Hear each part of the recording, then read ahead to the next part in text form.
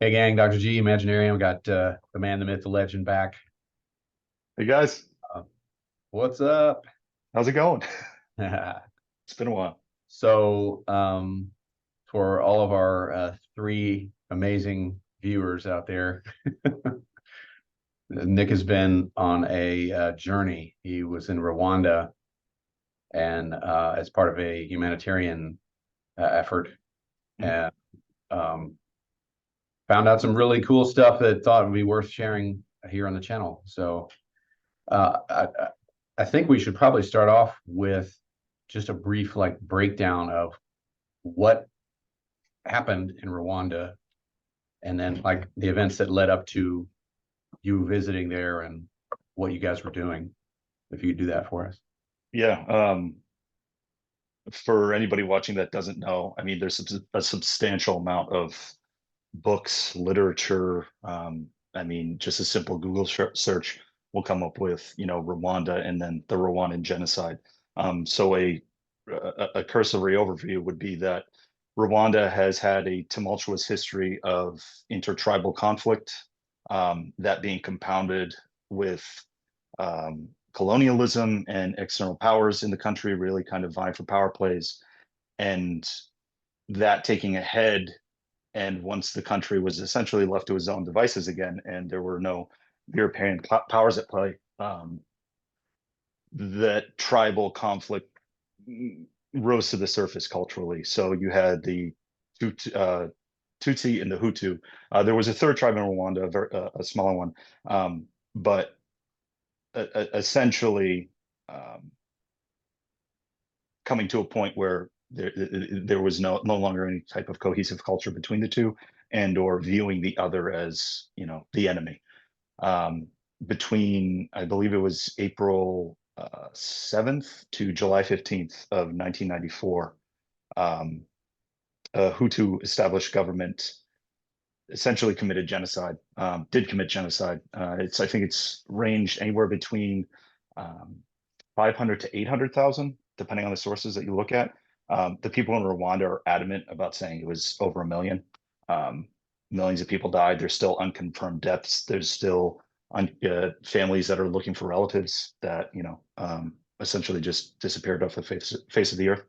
Um, yeah, and it was a massive trauma within this country's history, um, a massive trauma for the people still living there. So, what my clinic does, and what I was able to, and thankfully able to take part of this year, was go to Rwanda and working with different churches, different community groups there to organize essentially what is a mission trip, but really provide some level of support across the board. So not only kind of uh, psychological aid, psychoeducation, but community support in general. I remember telling you, I think it was last week when we were trying to record this, having issues. For me, just being there, physically working with people, like physical labor with the people that live there, was a huge part of it. Um, but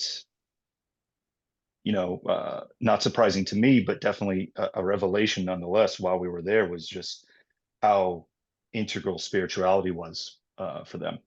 Um, and that being a part of how we tailored our approach to interacting with people that were suffering, or people that are in need, or other people, that were there that were trying to help others. So that's kind of broad strokes. Yeah, no, Yeah, yeah, yeah. that's really good. That's orienting. Some of the things that I was wanting you to maybe share with us and we could talk about was you mentioned the integrated spirituality of the country. I got a couple of questions. So, like, one, what is the size of Rwanda? It's fairly small, isn't it? Yeah, yeah. It's about the size of, for those that live in the U.S., about the size of Massachusetts. Okay. So, yeah, fairly If small you don't live state. in the U.S., Massachusetts is not very big. Yeah, yeah, right, right. Yeah. Okay. And would you say that there's a relative level of homogeneity when it comes to Mhm. spiritual beliefs there? And what is the religion? what's the religious background there? Yeah, very Catholic Christian background. Um, and there are certain givens in Rwandan culture, one of them being spirituality and religion in general. It's not to say that there aren't people that, you know, have differing beliefs, different spiritual beliefs. I mean, there's Muslims that live in Rwanda, but you know, after being there, God is essentially a given. You know, Yeah. it's not something that people necessarily question. And then there's other social structures in place that really kind of are just givens. You know, there isn't a whole lot of disagreement, nor do they feel like there's a need for a disagreement on certain things. Um, so Do you yeah, think it's a recent phenomenon, or if it's or kind of been like that apart from the obvious yeah. conflict between the tribes? You can still have two groups of people that ascribe to the same deity and slaughtering each other. We all know this from history. Yeah. Uh, Uh, is that how it was, or was this a more recent forging of more unity? I think that from what from my experience there, um,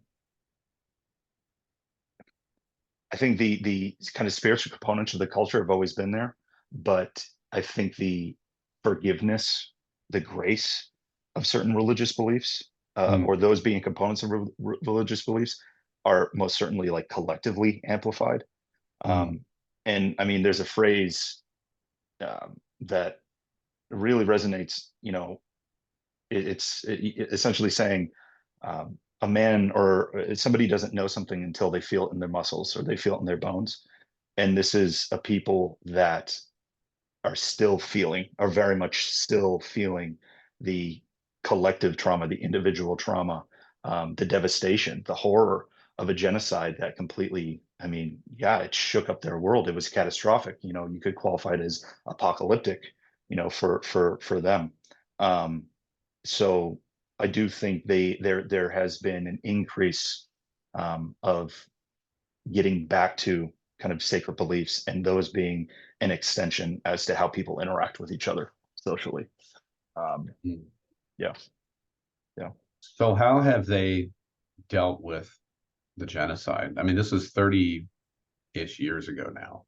yeah. I was four when Yeah. this, you know, um, they they estimated that at a certain point, if they were to put everybody on trial that committed genocide, it would have taken them, you know, over 120 years, essentially. Um, so what they did was the Rwandan people had this kind of local term for their government, or local justice, essentially, and they called it the law of the green, like the law of grass.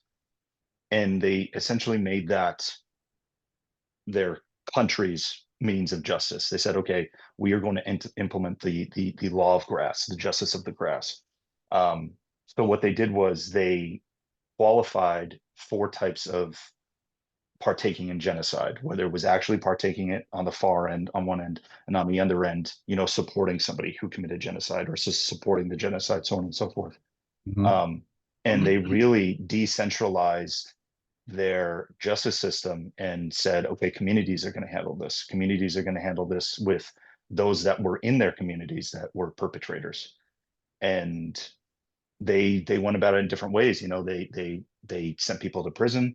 Um, they genocide survivors were given the opportunity to essentially make those that committed genocide against them or their family indentured servants or servants, working for them.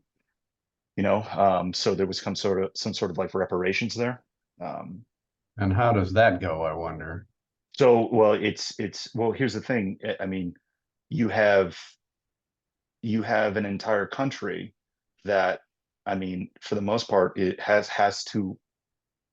has been. I mean, and here in the West, we might have differing opinions as to how authoritative you want to be in terms of justice and so on and so forth. But a country that has really been tight on how they handle things and being very aware that how they're going to do it is how they're going to do it, and they're not going to do it how, you know, this country would, this and then the other. But Right. also, you know, essentially saying if you want to be reintegrated into this country, and or you want to be a part of the Rwandan vision, even if you did commit genocide, there is an opportunity for you. There is opportunity for you to kind of not only essentially pay for your sins, but live and live in a way that is very geared towards seeking forgiveness. So you do have individuals, and I would say a lot of individuals there that did commit these kind of crimes, that are on board. They're like, okay, yeah, I did something wrong. I did something terrible. I did something atrocious. And that's not to say all of them are there, because I mean, I can tell you the amount of times we were driving down a road in a rural eastern province of Rwanda, and seeing these prisons, and seeing how the packed to the brim. People are still bringing things to their family members that committed genocide, and so on and so forth. So it's a very unique situation. Yeah. I don't think I've never seen anything like it here or anywhere in the West, for that matter. Mhm. Yeah. Well, they had to come up with their own solution that worked for them, Mhm. rather than try to. I mean, they'd had enough interference from outside influences for centuries. So Yeah. I imagine that was probably a part of that thought process too. It was like, look, we've had other people in here meddling around, and we've got this serious problem, but we're gonna deal with it. Bringing up the concept of forgiveness, that's a very interesting, sticky Yeah. situation. Just because, both of us know from working with individuals who have been traumatized or victimized in some way, there are certain groups or certain people who talk about forgiveness as part of the healing process for the victim. I have a lot of thoughts about that aren't really relevant to this video, but the thing that I've often wondered, and that we encounter Mm. in our patient population, is that how do you know when the paying for the sins is finished, Mhm. when you don't have ritual structures like other cultures do? Because we don't, and I've written a lot about that. And yet I would imagine that, and you can correct me if I'm wrong, but it sounds to me like they've got that, a part of that anyway. Like, if you're going to repair, you're going to pay for your sins with this tangible physical act or acts for X amount of time, if not forever. I don't know how they do it. But the question is that seen as a valid way to pay, or is it you're just doing this and yet you're still seen as the enemy and the bad guy and all of that kind of thing? How far does that go that you've seen? Well, I think they're.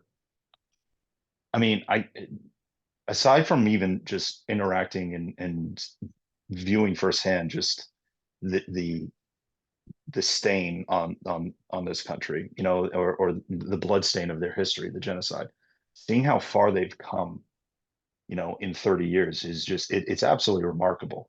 From going from where they were to being essentially what is the safest country in all of the continent of Africa, and the cleanest, right? There something's worked, Yeah. culturally for them, and I would say individually, but there is definitely this sense that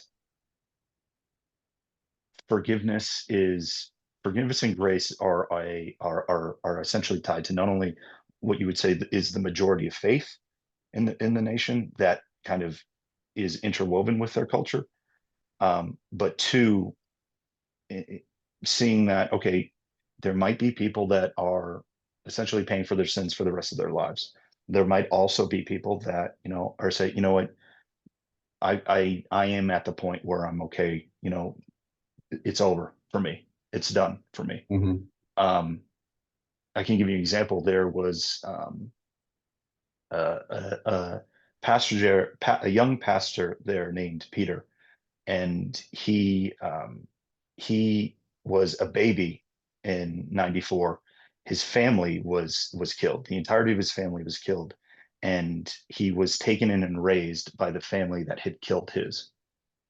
Um, and for, I think it was anywhere between 15 to 17 years, in that time frame, he had no idea, you know. Um, interestingly enough, and maybe this is a topic for another video or even, later on in this conversation, he did notice there were certain things about him that were different from his family that he was raised with, and there were certain things that, even somatically he was going through. He didn't understand why he was in pain, and he come to find out, yeah, they told him, they said, listen, they couldn't live with their own, essentially what they did, and they told him, and now those members of the family that he was raised with are voluntarily saying, we want to serve you for the rest of our life, or our lives.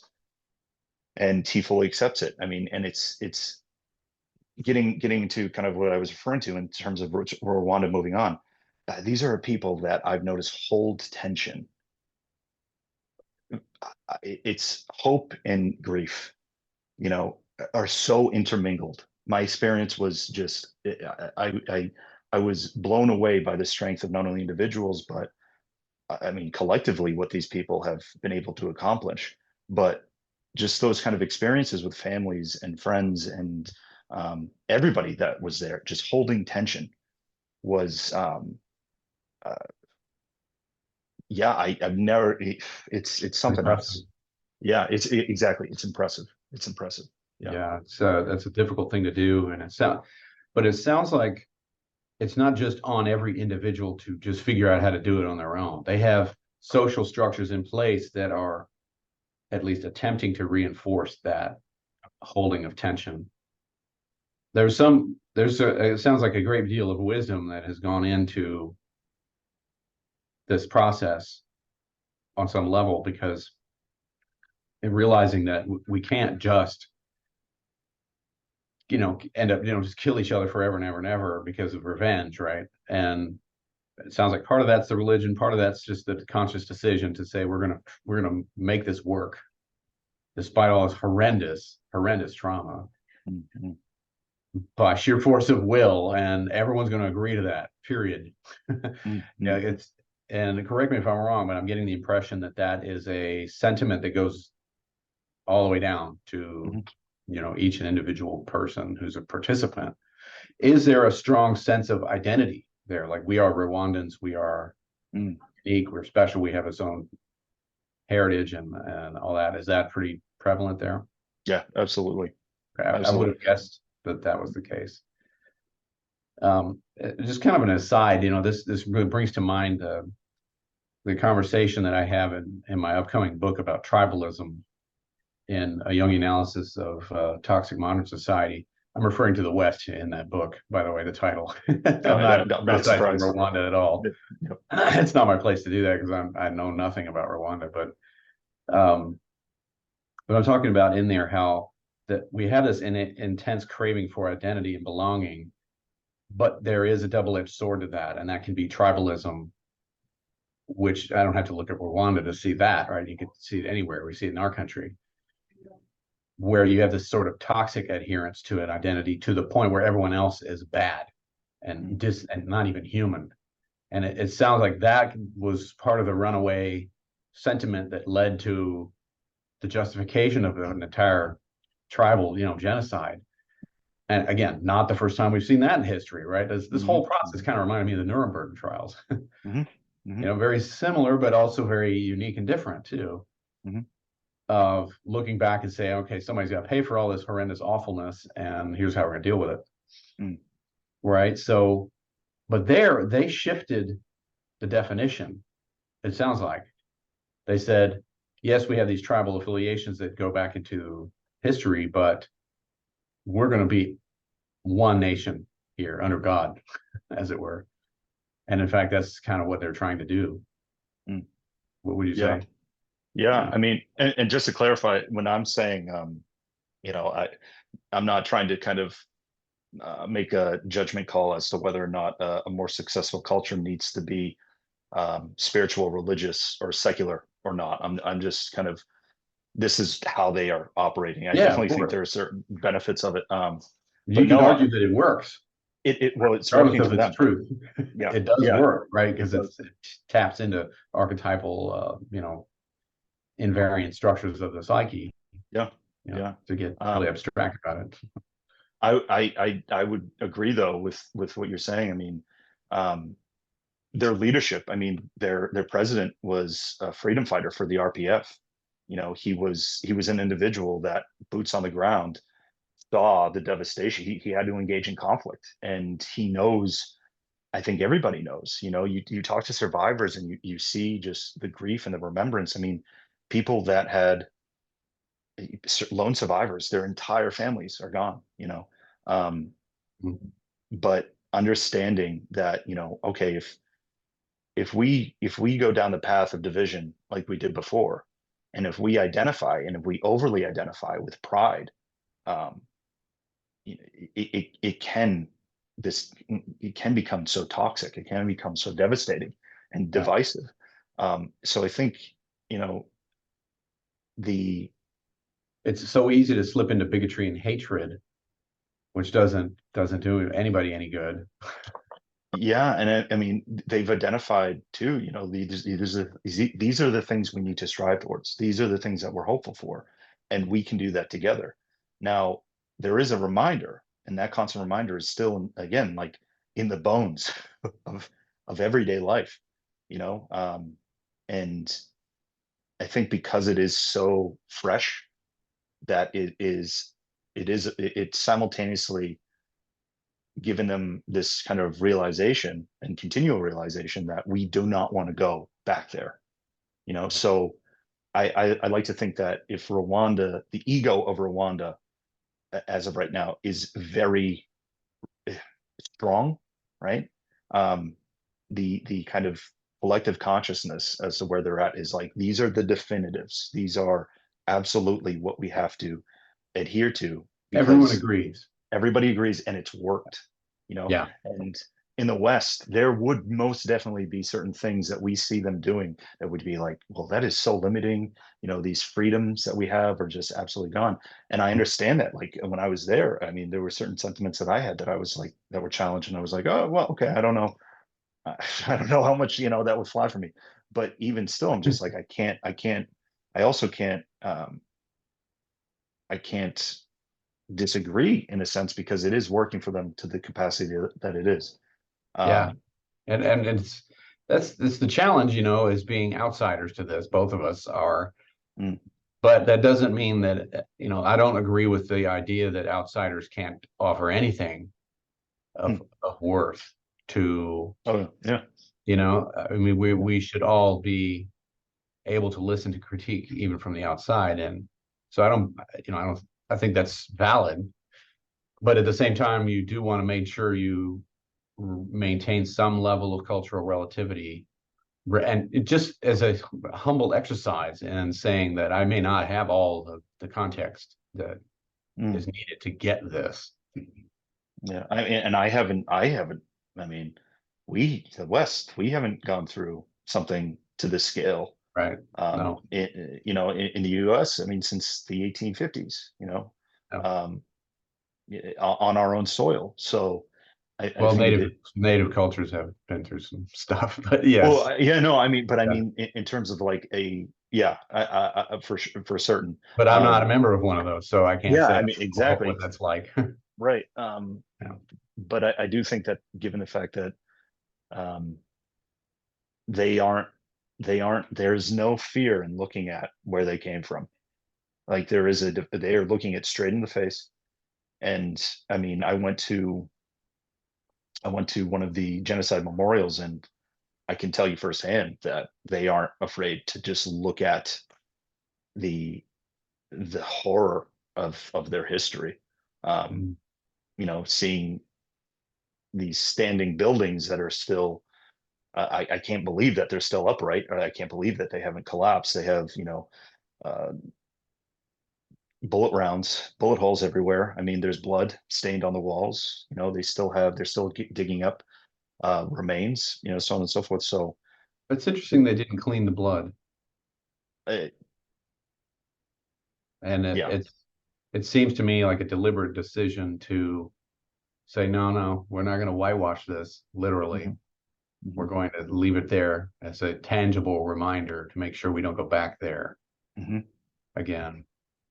Yeah. And that's 25-ish, 30 years ago.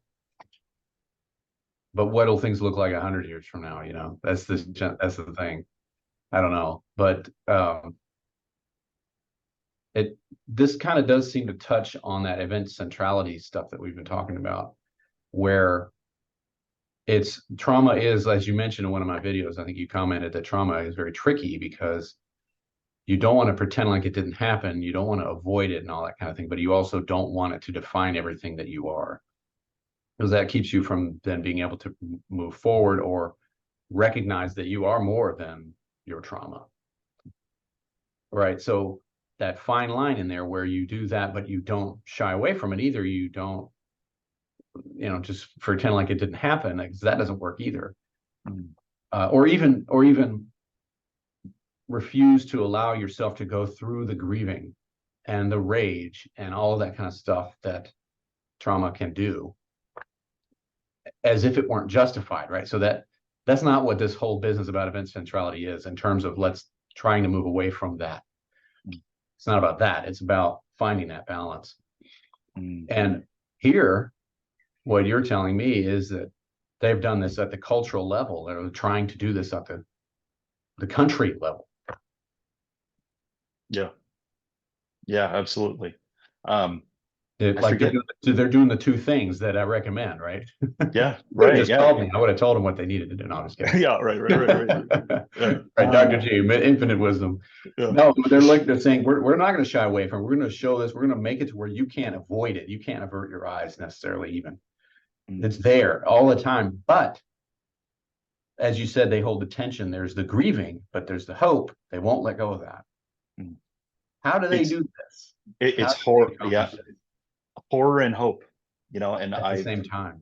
At the same time, I was on a visit, and that probably the most emotional visit I had was, there was this single mother, 18 years old. She had a little girl, and her, honestly, this actually had nothing to do with it. We were on a hope visit. And she had nothing to do with the genocide. I think her family was actually migrated to Rwanda from Uganda, several years after any of this happened. But 18-year-old girl, young mother, single mother, she had a baby. The man that she was with just decided to up and leave. And upon arriving to where she lived, essentially it was a clay cave. And it was, I'm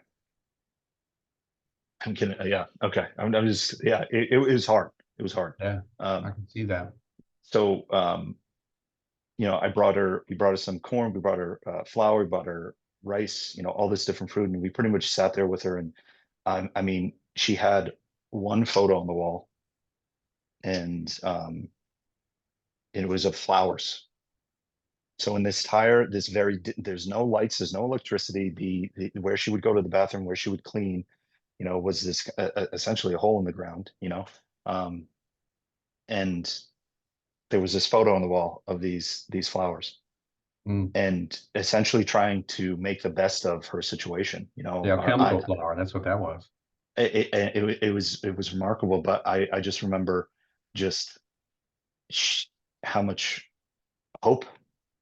She was thankful to not that we were giving her, but there were other women in the community that came around and kind of gravitated towards us while we were there. Like, who are these really crazy white people that are here right now?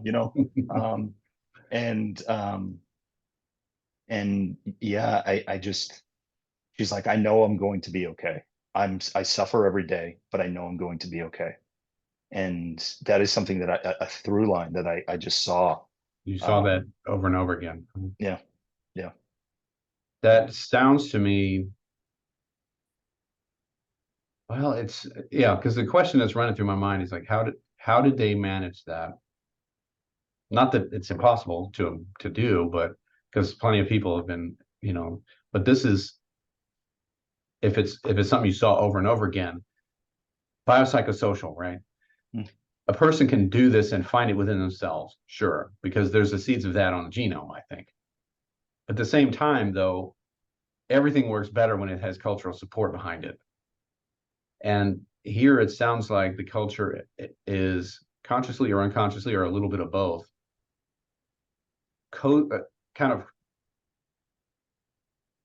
molding people in that direction, if you were, if that makes sense. You know, like trying to encourage that thought process through the religiosity, through cultural agreed upon mores and so forth. Like if someone were to just fall out in despair and get overwhelmed with all of this darkness, what would happen?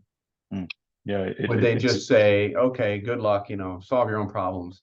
No, no, I seriously doubt that. I don't know no, anything about it, and I don't think that was what happened. no. I mean, you're right. Yeah, I mean, it's not a this is a you problem. This is a we problem. You know, Yeah. and it's you know, there. You were kind of talking about ritual, and you were talking about these kind of cultural like timestamps. And I do very much think that as much as there is this look to the heavens for hope and grace for them, there is a deep, well-rooted connectedness to the land that they have, and that they are a part of it. And them being a part of it as individuals, meaning that every other person that's a part of it is essentially a part of them. Um, and Okay. maintaining what I would say is a historic, um, ecological way of looking at their country, and that they are a part of their country as much as their country is a part of them, and their communities are essentially part of them. So for this young girl, and for everybody that we visited and everybody that we had the opportunity to kind of um, to help but work with and honestly learn from, you see that that collective aspect is very much there. Yeah. It takes a village, not Yeah. only to raise children but to support one another. um, Well, that is traditionally attributed to be an African proverb. It takes a village mhm, to raise a child, mhm, interestingly enough. And mhm, I think it's a human proverb, really. It applies to mhm, everyone. And this might be why, because it's not just children, it's mhm, everybody. And as much as, you know, both of us gripe endlessly about the hyper individualism of our culture and its adherence to this, you know, mass media pseudo culture nonsense. And here we have maybe an example of why that's toxic, because they, from the sound of it, have this strong sense of belongingness. It's very maybe difficult for Westerners to even comprehend that, mhm, because we have, you know, we have countries and everything, but I mean, the sheer size difference, for example, in Rwanda and the U.S. is so insane. It's huge, right? We're gigantic compared to them. So I don't know that it's even humanly possible to foster that kind of unity within a place this big. So we have to do something we don't normally do, which is try to downsize and foster that kind of belongingness within smaller communities. mhm. And it's not something we do. No. Now, we haven't had to, although if we got riven with this sort of chaos and mayhem, you might see it emerge. I think you Mhm. probably would, but you know, or it might destroy everyone. I don't know. It's hard to say. I mean, yeah, it's scary. I mean, Um, I I know we talked about it off recording, but uh, it's yeah, it's horrifying to look at, and it's horrifying to even contemplate. You know, um, the interconnectedness and the interpersonal connectedness of the people that live in this country. I mean, I know I told you, but just even when they converse with each other, how much they touch each other. mm, How much there's this physical contact. And when I first got there, I was just like, I I I was like like, this. I was like, whoa, whoa. I was like, whoa. Like, I was like, whoa. But then I was just like, no, like I get it. Like I yeah, get it. Like I want to connect with you. I want to connect. yeah, There is a certain way that they communicate, yeah. and in that kind of closeness of communication, you can see that transfers over to so much more. Um, I you can know, imagine. I mean, we're very responsive to touch just as a species. It mhm, triggers epigenetic shifts that are almost instant. Mhm. And here, in this country, it's everything's sexualized to the nth degree. It's Mhm. all about sex, sex, sex, right? If you're Yeah. touching somebody, what's going on there, And this not like that there. And this other cultures are like this too, I think, Mhm. with the touch. Mhm. Yeah. Kids, some of the most well-behaved kids on the planet I've ever come across. Uh, I might have, yeah, in the closeness between them and their mothers and their fathers, you know, women still, they kind of swaddle their children on their backs, Yeah. right? And they're connected to mom for so long. Um, so there is a closeness there. There is there is a not only a physical closeness, but I would say it just extends a collective closeness that is still very much a part of their day to day and how they live their lives. Every fourth Saturday of the month, everything shuts down. Absolutely everything shuts down. There's no cars on the streets, nothing. And everybody is cleaning up either their environment or their communal areas or going to other people's houses and helping them clean. It's just a given and people do it.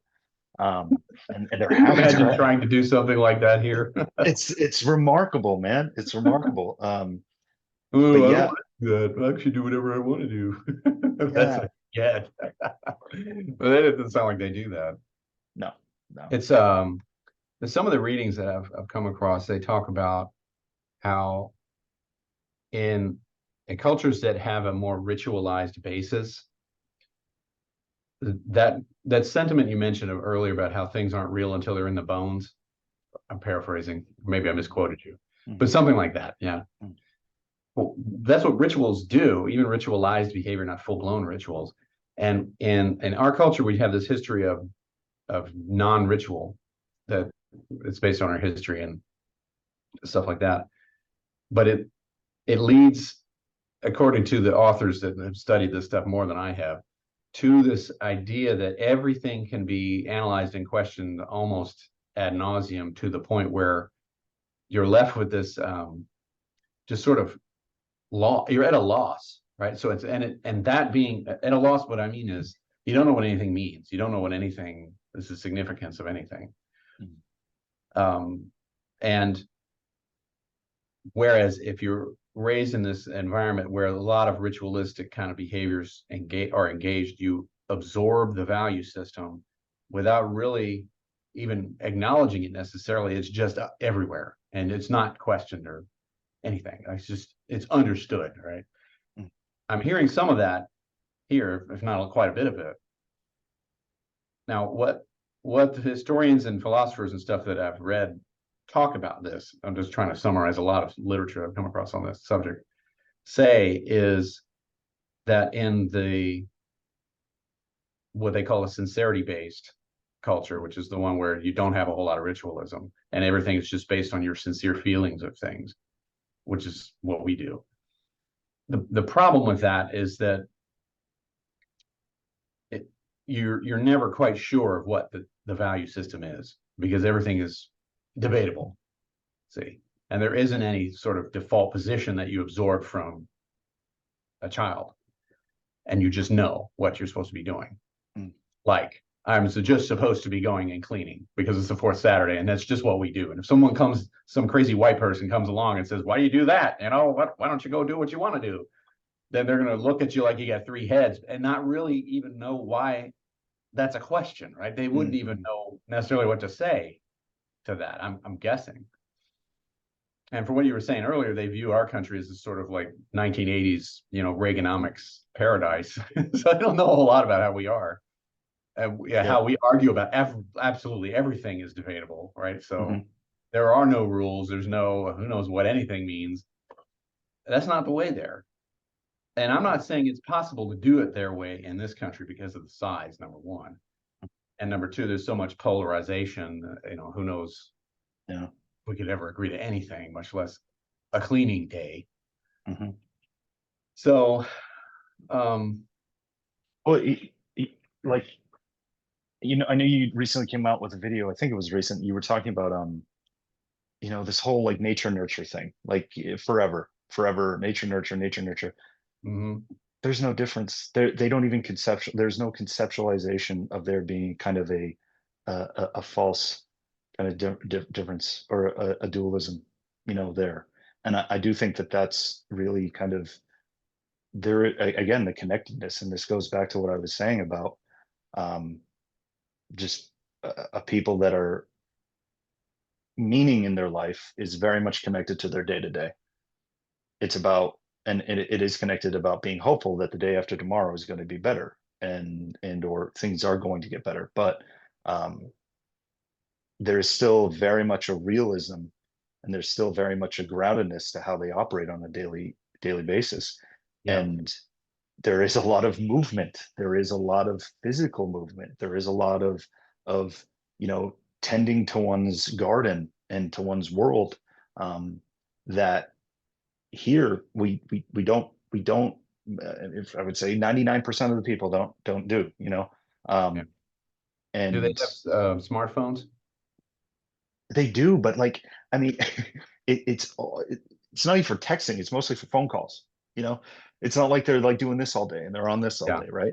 Hmm. And But scrolling through Facebook and all that kind of jazz, yeah, doom scrolling. yeah, well, I mean, there is social media, but it's and just how they even engage with that on a different level. Mhm. It's very interesting how men and women engage with each other on a different level. um you talked about how I know I mentioned offhand they do have this idealization about America and what America is, and it is almost like this kind of unified, everything's good, material wealth is so abundant, everybody has it, and everybody's like, hoorah, America, American flags are everywhere, this and then the other. So there is this idealized view. And when I'm describing the kind of the issues culturally, and socially that are going on here, politically, everything, they're looking at me like, what are you talking about? Like, what Mhm. what what do you mean? And I'm Didn't you like, tell me yeah. they thought you were joking, like you were literally Yeah, they're like, dude, joshing no, them? like you're like, no, that's not the case. And um, it is remarkable that there is this, there is this disconnect. There is like, oh no, America is essentially us, but times like 1 million, right? Everybody is doing so well, and like you don't have to work and you don't have to tend to the land and this and that and the other. Um, but yeah, in terms of like scaling and what you were talking about, no, I think just like they handled their justice, they brought it down to the justice of grass or of the grass. They Tell me more decentralized. about the what does that mean? Like, why do they use that phraseology, that imagery? Yeah, it's a great question. I mean, they have essentially what are communal courts.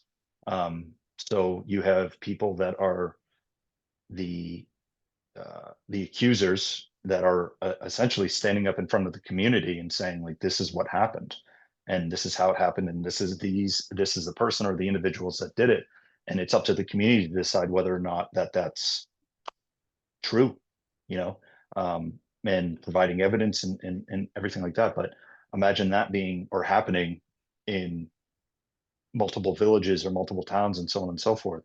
Mm. um so Kind of the same way we use grassroots, that word here. sure, sure. Yeah, coming from the communities that Hmm. invariably exist in our Hmm. culture. Yeah. At least it's an idea that's used, but there it's kind of like more tangible, I would think. Mhm. Yeah, But it's every day. yeah. It's every day. It's definitely in your face every day. Mhm. Yeah. Yeah, that is very different because like we have a whole society of people that spend a huge amount of time on their smartphones, and before that came along, we had a lot of people spending a lot of time watching television, Mhm. cable, so forth. And that became, in my opinion anyway, that became our culture.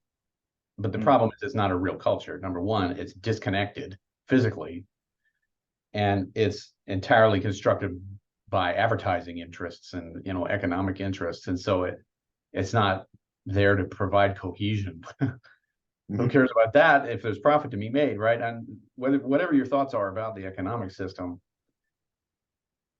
that's not a basis for a human connectedness. It can't work. No. I don't think.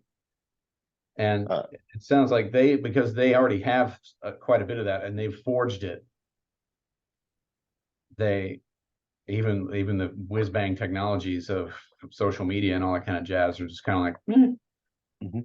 I remember reading about this one culture that it was in the Amazon. I forget the name of the tribe now, but they Europeans were coming in and teaching them reading and writing, and they just couldn't do it because the tribal members would sit down and watch them do this and go, okay, and then go off and do their thing. And like, what good is this stuff? Who cares? They've got better things to do. Yeah. And of course, some people chime in and say, well, they don't want to be educated, they don't want to be blah blah blah. But then I think a more, I guess, culturally appropriate response is they don't need that. So who cares, right? And what does it do for them, right? So if they don't need it, they don't need it. Mhm. Yeah. And so it's just completely different perspective. Yeah, yeah. Well, I think the proof is in the pudding. Yeah. The priority is the person and the people in front of them, and them being a part of it, and not this or this. Did they And have like big clinics where people can go to deal with all their mental health problems? no, Okay. no. They have hospitals, Yeah. but where people go to deal with their mental health problems is usually either a temple or a church, or a friend's house or a family member's house.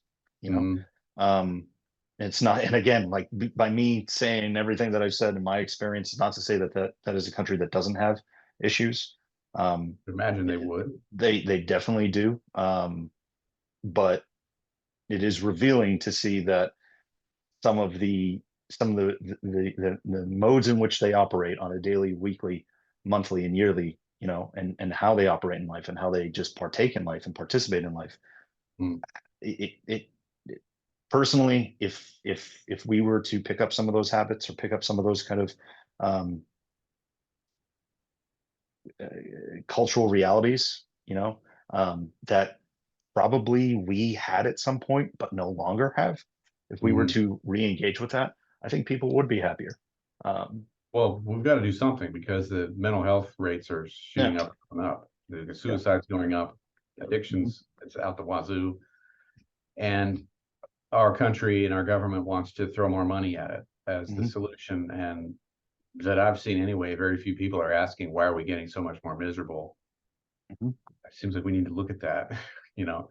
mhm. But there could be some willful ignorance there because the solution is cultural, and it means changing a lot of things about what we do that But the moneyed interests are not interested in changing. no, yeah, if you're healthy, you can't be sold something, and so it's Yeah. tough. Um, Mhm. but no, I think it's collective as much as it is for people uh, potentially to engage with what they want to see. If you want community, all right, where do I find it? If I How do I build want, it? how do I build it? And if you build it, then maybe other people. I guarantee you, there's probably other people out there that want to build it too. Mhm. Um, and starting just we yeah. I, I don't think this is a video about getting into just the the the, the multiplicity and endless issues of the West at this point in terms Yeah. of the West being in crisis. But I Their numbers do, are legion. There's so many yeah, problems. yeah, yeah. But I do think that after I had certain intuitions personally about what I would experience there, and a lot of those were met with um, just a feeling of being like, yeah, like this is maybe a way to go, and it's so fulfilling. People Yeah. seem a lot more fulfilled. Um, so it was nice for there to be some validation in that in terms of my trip there, but also things that I learned there that I never thought I would. Um, It and seems to me this is an opportunity for a very fruitful connection between two very different cultures. Like you and your group were there to provide medications and to a certain degree psychoeducation, I imagine, all kinds of things like that. But then, of course, as I knew you would, you went there with an open mind of wondering what I could learn from this place here. Now that I'm here, what can I learn from these people? And it seems to me they have a certain level of cultural wisdom that we don't have, Yep. for various reasons, that we would do well to pay close attention to. Yeah. Mm-hmm. Absolutely. The video you did, maybe, I'm not sure actually. Yeah, maybe recently or one. It just essentially speaking to the fact that there's ancient wisdom. There's wisdom in our bones. There's wisdom. There's wisdom that we've forgotten, and just kind of remembering that. And I think at the point that for a lot of people, just people in therapy too, re-engaging with that, and it's There's an active debate in therapy about whether or not the psyche has an inherent healing process to it that we engage and catalyze as therapists versus we go in and through our machinations they get better. And to me, like, how is that even a debate? It's obviously the first, not the second. I don't go in and I fix people. No, they have all their healing mechanisms already there. They just need to figure out how to get at them. But it's still, we're debating it, right? Like, Yeah, we debate this stuff that's just so anyway. Again, we have a culture that needs to kind of deconstruct everything at this point. Absolutely everything must be analyzed out of existence. And I think part of it is because we are emotionally disengaged. We can sit back and pontificate with relative impunity because we don't have these crises that are threatening to eradicate us all, massive war and all this kind of stuff. Our enemy is more insidious. It's coming from within. It's coming from drugs and anxiety and all that kind of stuff. And we have the luxury to create our own demons, essentially. Yeah. Yes. It kind of reminds me of The Dark Knight Rises, where when Bane goes to Batman, he said, "Victory has defeated you." Interesting lesson there. All right. Well, great stuff. Yeah. Thanks for having me. Yeah. All right. Well, tune in next time for Myth and Culture. And we'll see you next time, gang. All right, guys. Good to see you all. Yeah. It's going to be whatever this is. Yeah, whatever it is. All right. I'll see you later, Dr. G.